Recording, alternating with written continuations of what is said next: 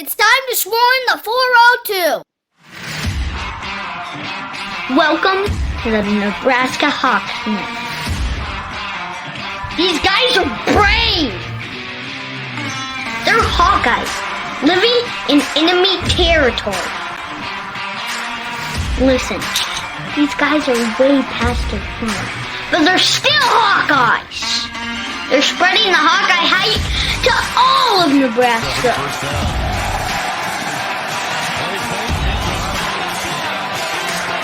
The frost advisory is canceled. Corn Huskers, more like corn suckers.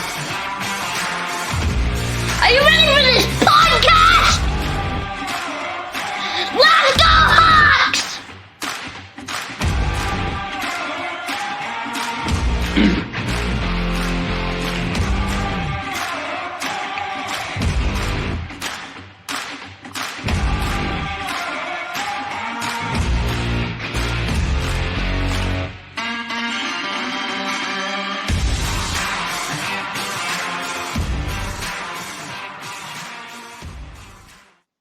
All right, welcome back to the Nebraska Hawks Nest, your Hawkeye oasis located in a Nebraska desert. For those of you that are watching on YouTube right now, there's no introduction needed. We have former Iowa Hawkeyes running back Albert Young.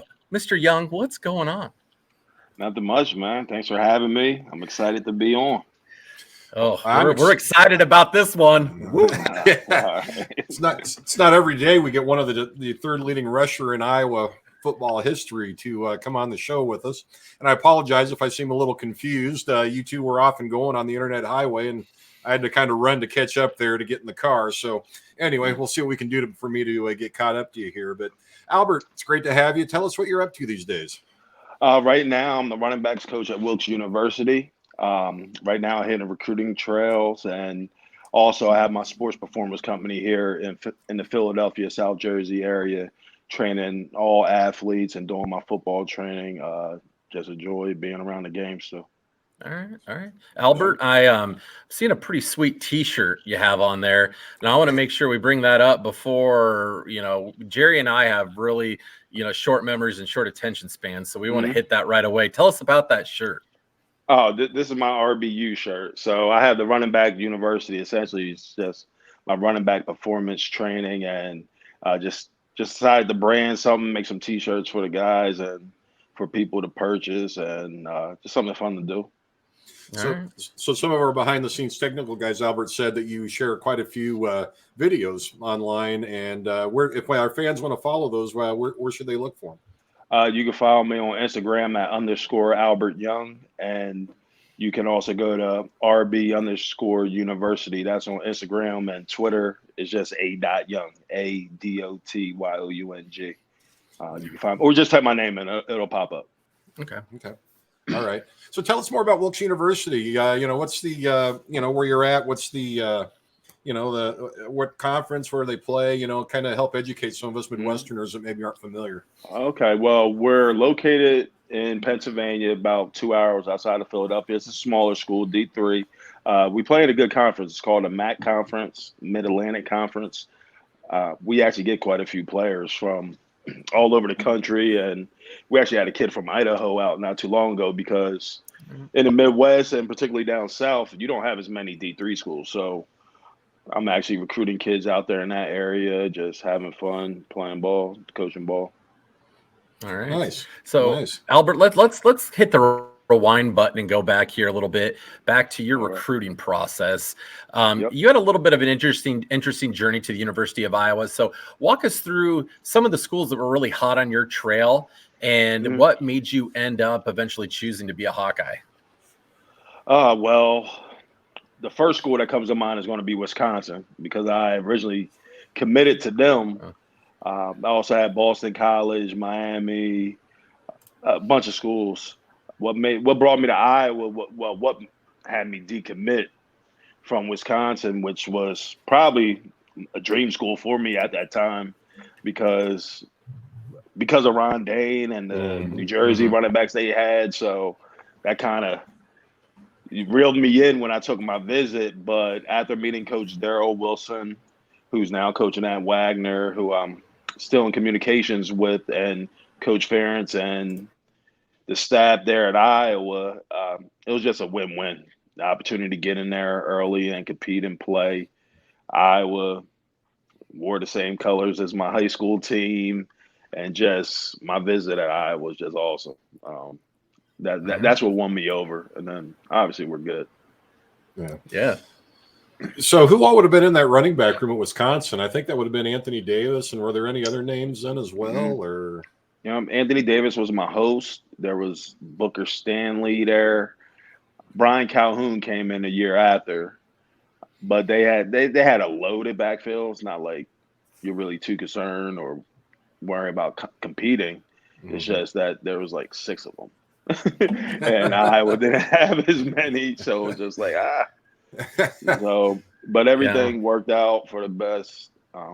Iowa was where I was supposed to be. A lot of things. There was synergies with Iowa. Okay, Sure, where I was coming from. Yeah. So take us back even a little bit further, coming up through, is it Moorestown? Is that how you pronounce it? Yeah, not to be confused with Morristown, but Moorestown, New Jersey. No, don't confuse that. There's a big difference between North Jersey and South Jersey. Yes, there is. There is. And so take us coming up through the ranks there, and kind of talk to us about, growing up and how you developed your love of football. Did you play other sports, or what was your background like as you came up through high school? Yeah, so growing up, I played all sports. Baseball, I had some pro tryouts for that in high school, and wrestled all the way up till high school. I even competed in Olympic weightlifting. So I was really active, played basketball, but then the height stops freshman year. So I made a business decision on that one. but so I was multi-sport athlete, and football was the one I chose just because it was just always a dream of mine since the 3rd grade. Now, I remember when I made that up in my mind, the exact moment, playing on a playground at South Valley Elementary. And then I was just like, I'm better than everyone. I had my Florida State shirt on, and I was like, I think I'm going to be good at this. So that's when I made up my mind, and that's where it took off.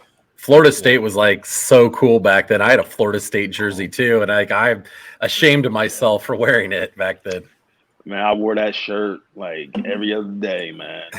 I was upset when they didn't offer it. That was the one school I was really like, I wanted that offer though. Yeah. So when you look up the history of Morristown on Wikipedia, and we always know Wikipedia is exactly correct, right? So anyway, mine is off right now. So and I'm not going to change it. Well, just to make a point. There we go. Where Morristown is concerned, though, looking down the famous personalities that have come from there, it's got a pretty strong football history. At least who they listed was Javon Curse, Donovan McNabb, Freddie Mitchell, Terrell Owens, the Runyon Jr. and Sr., and even Steve Sable of NFL Films. Is that all pretty accurate? Did any of that have an influence on you? Or? Those guys are listed because they were Eagles, and a lot of the Eagles lived in the town. They were residents at one time. They were residents, so I guess Morristown threw that on the list as well. But we have Lefty Robinson, who literally lived on the street. I grew up across the street. He was a Hall of Famer, played for Vince Lombardi, offensive lineman, a teammate of mine, Derek Faulkner. He wound up to play receiver with the Eagles for a little. We're big on lacrosse at my high school.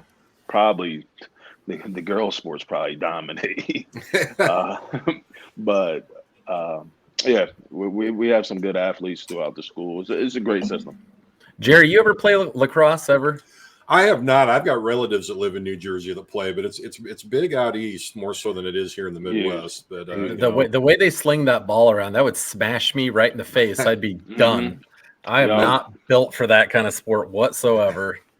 I should probably mention field hockey too, because I'll probably get a hard time for not mentioning them as well. Well, you got, and if you went to Iowa, you got to mention field hockey. We got a great women's field hockey team. Yep. Exactly. All right. So anyway, since I got that one wrong, then we'll continue on. But we just interviewed Derek Holman not long ago, and he talked about the New Jersey pipeline. And did any of that have any effect on you with the players that had already come to Iowa, or were you pretty independent when you made your decision? That didn't have much to do it, but I think I might have had something to do with the next wave of guys, because then you had Sean come in, Mike Daniels. So I guess I'm the older statesman of that generation now.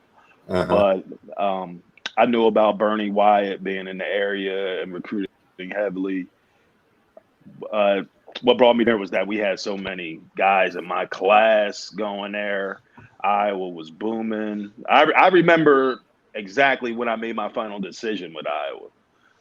We were watching the Orange Bowl, and C.J. Jones took the opening kickoff back. And at that moment, James Townsend, who became my roommate, he played at Holy Cross, Delran, New Jersey, which is down the road from me. He called me up and he was like, "We're going to Iowa." And it was simple as I was like, "All right, let's do it." And that was it. And then Iowa got blown out. But it's just funny now I'm doing recruiting and seeing how the smallest things can influence you, and knowing how much effort coaches put in to get you. Now you're kind of like, I'm like, now I see why the Wisconsin coaches were a little salty, you know? But it can be anything. Albert, during your time with the team, pull us in. What were some of the guys on the team that you really hung out with in your off time, and what were some of the places you guys would like to go? Maybe grab a drink or get something to eat. Oh man, we've been through the Ped Mall enough. My guys, Calvin Davis, Champ Davis. They're all my guys. Chris Brevy. Those are some of my closest friends. Eric McCullum, Herb Grigsby. Okay. Actually, I hung out with everyone. How was Drew Tate? Because we've had Drew on a handful of times. He's a fiery guy, and we're big fans of him. He's a great dude. Just got an assistant. He's the quarterbacks coach at UNI now. So congratulations again to Drew. What was Drew like? What was he like to hang out with? Man, you know what? Me and Drew just actually started communicating more because we're both coaching. So I'll send, because you're realistic with the recruiting process. I know when a Division I player that I have that I'm training, you know, I pass them on to my boys. So me and Drew are in touch. I actually talked to him maybe today. Yeah, actually. Right. So that's great for him. Drew, he reminds me a lot of Brett Favre, actually. Really? Just his demeanor. They say gunslinger. They're very similar, like personality wise, how they carry themselves. Okay. Drew is somebody you'll run through a brick wall for him, man, because you know he's gonna do that himself. So let's talk about Brett Favre real quick, because Brett's been haunting the Jerry's household for many years. Jerry's a Bears fan. Got him up behind me, man. Yeah, I know that picture's awesome. What kind of guy was Brett? And if you see any gray or maybe just a slight, beauty mark or two on Jerry's face, they very well could have come from one of Brett Favre's touchdowns against Jerry's Bears. Man, Brett, like I said, he's similar to Drew. Brett, it freaks you out a little because you look up to someone like him and idolize him.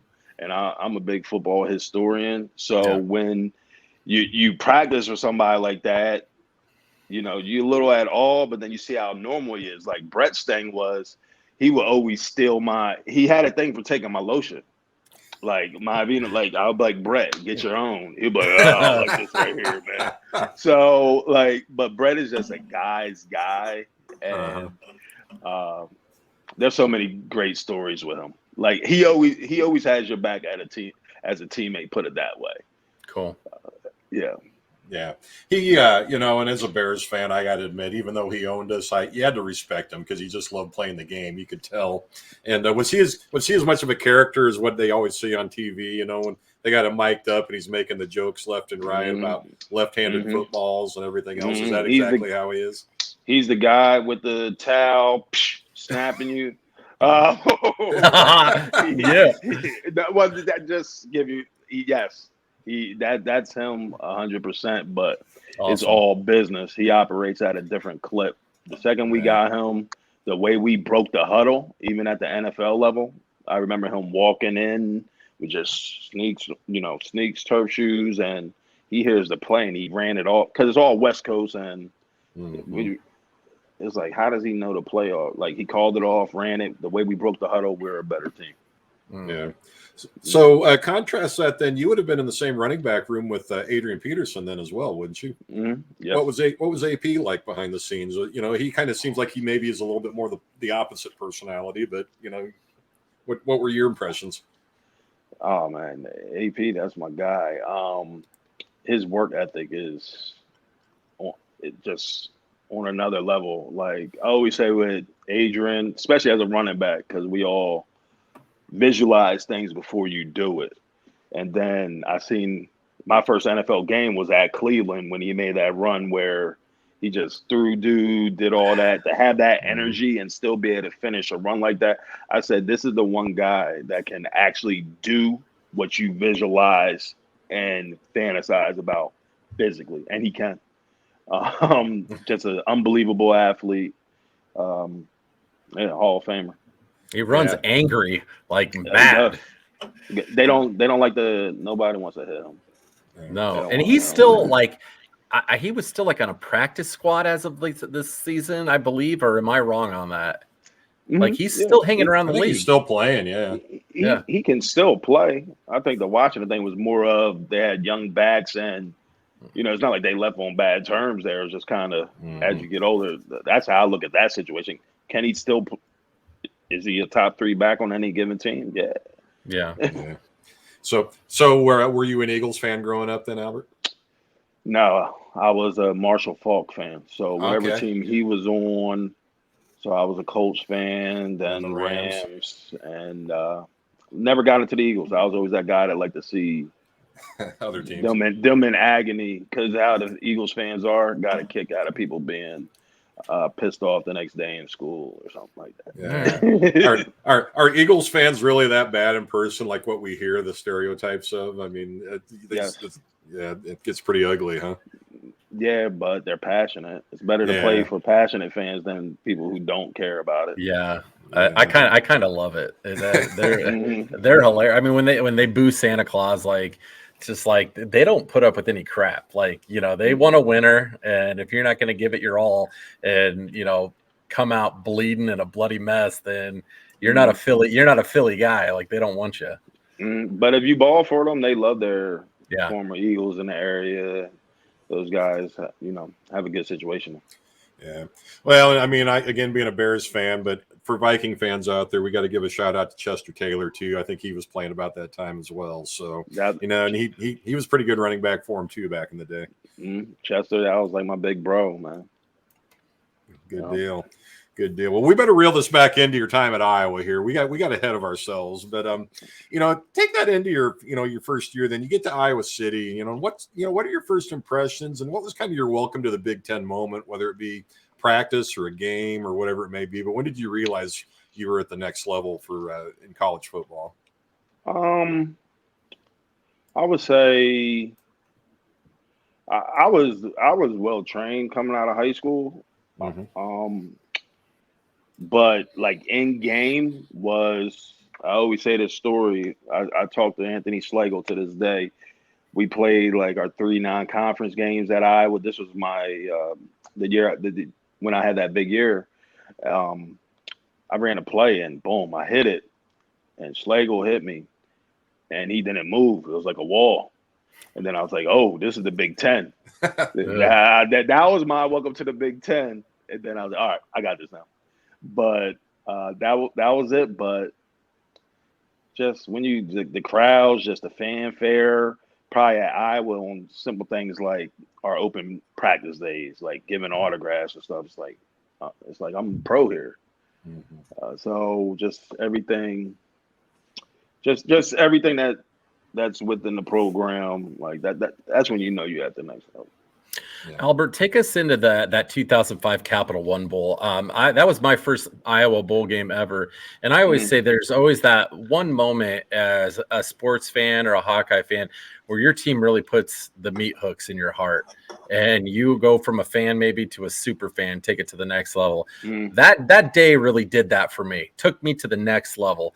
Now, bring us into that environment, what that game was like, because that was a really back and forth game, an emotional roller coaster. Nick Saban's last game at LSU. Pull us into that environment and what that was like playing there at the Citrus Bowl Stadium. I was actually out for that game. I tore my ACL. That's right. The third game. So you remember that's when you had we're down to like our fifth back. So that's right. I was a spectator, just on the sideline. It was really surreal. Like, you thought the game was over. I wish I could have been a part of it. That's the only regret I have for that game, not being there. But that was pretty crazy, man, to see that. Yeah. So how crazy, Albert, beyond that game, like you were just hitting on, I mean, going down to the fifth string running back with Sam Brownlee carrying the load and, coming into the season, but how strange was that behind the scenes for that position group to, it's just, I mean, to be that far down on the depth chart and to have the injury bug hit like it did. The weirdest thing ever, because we went down back to back weeks. I'm like, that's how it says so much for the rest of our team and those guys stepping up and getting the job done. We went more to a shorter, quick game, get the ball out quick, and Drew did his thing. Receivers, and we always have tight ends. They kind of dominated and did what they did. But I was like, geez, they won a Big Ten without a run game. Well, they won a Big Ten because that season was so full of highs and lows. A lot of people forget kind of I don't know what you call it, the debacle in the desert. Went down to Arizona State and they just laid the wood. And I mean, and then the season opener with Michigan, they, fought hard but lost, and it was just crazy to keep losing running backs and still come back and win the Big Ten that season. I mean, have you ever experienced anything like that in the rest of your career as far as kind of against the odds? Or never. It says we're deep enough to, I mean, that just to be able to get through that, and because we changed our identity then, and that showed people were able to see what Drew could do. Yeah, and that was going to be my next question. Was Drew? It was Drew's first year as a starter. Did you see a lot of change in him throughout the season, or was it just the same Drew all the way through as he got more experience, or what was he like? Well, Drew came in throwing for all those yards in high school, so but you could see his confidence growing, and you could see the beast growing, and he was just a great leader for us. Albert, out of all the bowl games that you played in, what did you feel like was the most memorable? I was able to go to the Outback Bowl as well, because like I said, I got sucked in that Capital One Bowl, went on the Outback Bowl trip with the phantom offsides call there at the end of the game. One of the greatest, I feel like, comebacks in Iowa football history that we made, storming back into that one. What are some of your best bowl game memories? Because you really played in some pretty memorable Iowa bowl games. It would be that game. It would be that one that sticks out the most. Then Alamo. I wish we should have won that one, but it would be that Outback game and the onside kick, and then obviously the LSU one. But I am playing that one, so it would be that Outback Bowl game. Yeah. Okay. So, take that one step back, Albert. You had your, was it 2005, I believe you had the, that was your year with the 1,334 yards rushing that year. What was some of your biggest memories that season? I mean, did you just games that maybe you felt like it was going to happen all day? Or, what were some of your best memories that year?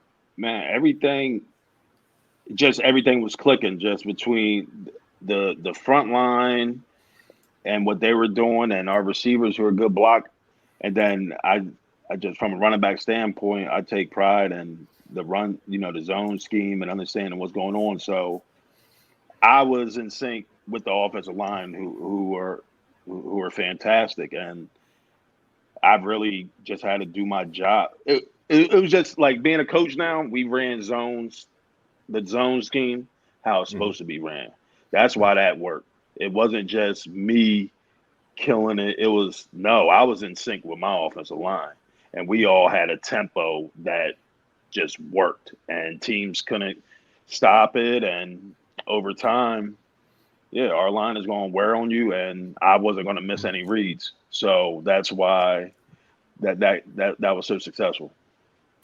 Speaking of that offensive line, pull us into what it was like to play with Brian Ferentz. We've had a lot of exposure to him, obviously, as the offensive coordinator and working with the offensive line as a coach at Iowa. But what kind of teammate was Brian Ferentz? You could tell he was going to be a coach. He knew, he was he was very dialed in. So he was definitely like a coach on the field. So it makes sense that he's a coach now. We knew the protections were going to be set correct, and he had those guys in line up front, and I love playing with the guy. So taking the offensive lineman the next step further, 2006, I believe it was. Did you feel like Marshall Yanda actually killed that Iowa State defensive player on that reverse? Yeah. Marshall was nasty, man. His game was nasty, and him, man. He's a Hall of Famer too. Wow. And I still feel for that poor guy when he comes back around on that, and Marshall just lays into him. I mean, you really did. You felt for that guy, but I can't imagine on the field what that had to have felt like, just because it had to resonate clear to the sidelines as hard as he hit him. Mm-hmm. Yeah. He was just teeing off on him. That's what he does. Oh, at the Illinois game that season, we're in Champaign and we're tailgating, and we'll look over, and like the very next spot next to us was Marshall Yanda's family. So of course it's like just a few games after that had happened, and his sister was super cool, and she was like, "Yeah, agents won't leave him alone now. Like they're calling the house nonstop after he laid that Iowa State player out. Like he made a name for himself that day." Mm-hmm. So taking it further then to the 2007 season, I know it was kind of disappointing. Well, it was disappointing. Sorry, probably no kind of, but you had some names on the O-line that eventually became bigger, but they were just young at the time. And I mean, go ahead. No, go ahead. I know where you're getting that, because that's when I watched them all. That's what I said. Because I was just going to say, I had them all when they were pups. Yeah, I was going to say, was there a part of you after you graduated, after you left, that said, just the timing was off? I wished I could have played another year or two behind those guys, or you just kind of understood that's the way it was? Looking back, that's just where it was. I guess how it ended up recruiting wise. Because who do we have? Balaga up there. Yep. Vandevelde, Eubanks. All of them. They were youngins. It was Tom Bush and myself. We're the Tom Bush. Oh, the statesmen on the team. We only had 2 seniors on the offense that year. As we've talked a lot to the guys that we've interviewed, from the last 22 years, though, I mean, what is it you think, and maybe even in your coaching, what is it that you mainly take with you from the Iowa program and your time at Iowa?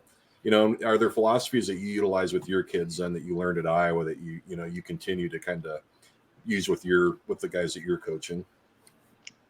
Main thing is repetition.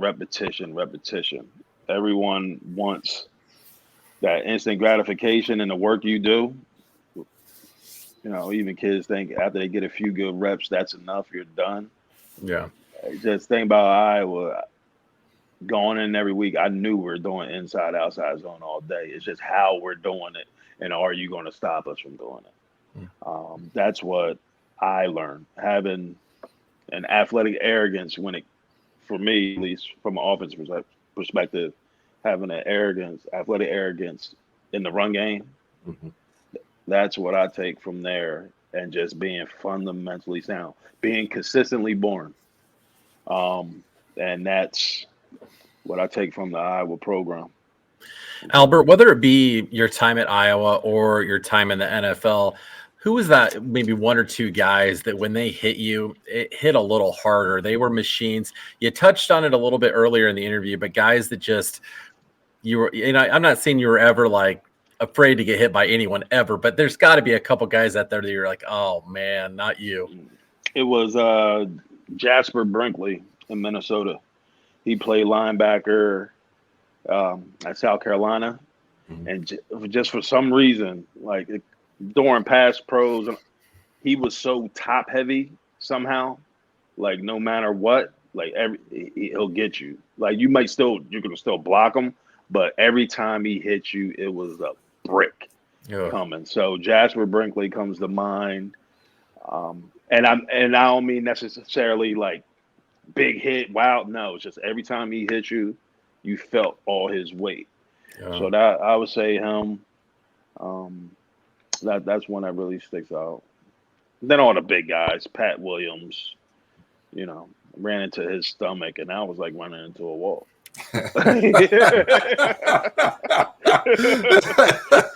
It's like when I run into you, Jerry. Those abs. Dude got a gut that's like ironclad, like a gut, but it's solid as heck. Like there is guys like that I don't understand. Yeah. Like they have the gut, but if you hit it, it's like steel. Yeah. So he reminds me of that. Yeah. All right, Adam, are you ready to play a little bit of a name game with Albert if he's willing to do it? All right. Yeah, all right, ready to go, Albert. This is important stuff here. It's serious stuff. I mean, there might be a quiz at the end of the interview here, but we usually do this and we throw out a name and we just ask for your first kind of word or phrase that comes to mind when you hear these names. And for you, we're just going to do it. We're going to specialize because you went against these guys in practice every day. We're going to throw some Iowa defensive names out at you that you would have to practice against. So make it a little bit more interesting. So, and some of these guys may have been younger, some of them may have been older, but we'll go here. So the first name what we've got is Pat Angerer. Exactly what his name is. He played angry, and tenacious. Matt Roth. Dog. So underrated. Yeah. So underrated. Yeah. All right. This one's going to throw a little bit of a twist on it, but let's go with Etior Ewan, the Big E. Me and Big E did a lot of rehab together. Big E, I would say resilient, man. So resilient and just a hard worker. So it's no surprise to see all the success he's having now. To see his personality like that, yeah, that's a surprise. That's a surprise because he was really quiet in college. Really? So it's good. Did you catch him as the guest picker this year on the Iowa pregame when he was on? Or Yep, I see him. Big E's still somebody you can reach out to, and he'll hook it up with WWE tickets, stuff like that. Yeah, that's great. Yeah. Well, if you notice Adam's eyes light up, Adam's a big WWE guy, so we had to make sure that we included him in this. So Jerry, it's AEW. I'm done with WWE. I've had it. Oh, it's AEW. I'm sorry. That tells you how much I know about it. So come on. And my apologies to Big E. I may have even mispronounced his name, but I was doing it for Adam. So. Say Big E, man. It's Brandon now, man. The Big E. So all right, Mitch King. Stout. Right. Stout, grit. Yeah. All right. And then the last one we're going to throw at you ended up being a pro teammate, I believe, Chad Greenway. Freak athlete. Really? Chad is very dynamic for a linebacker, because he's got the power. He's really good. Yeah, he's good. Well, go spend a decade in the NFL for the same team. That tells how good you got to be, especially these days if a team wants to keep you that long. So, yep. All right. Well, that concludes our name game. See, I think we got through it pretty pain-free. So, all right. Unless you had some PTSD from some of the hits you took from those guys. You forget. Sometimes you question if you took too many. Yeah. No, sure. Yeah, so you just go. Well, Albert, man, thanks so much for taking time out of your schedule to come on here with us. Couple of idiots. We appreciate it. We had fun, man. Appreciate it. Yeah, we had a blast talking to you and catching up, seeing what you have going on. And sounds like life is good. Things are going great. And we just want to thank you for everything you did as a Hawkeye, all the great memories, hitting all those gaps, going for all those big runs. And we just want to wish you nothing but success in the future. All right. Good luck to y'all as well, man. Hey, thanks, Albert. We always end with the Go Hawks. All right. All right. Go Hawks. Go Hawks.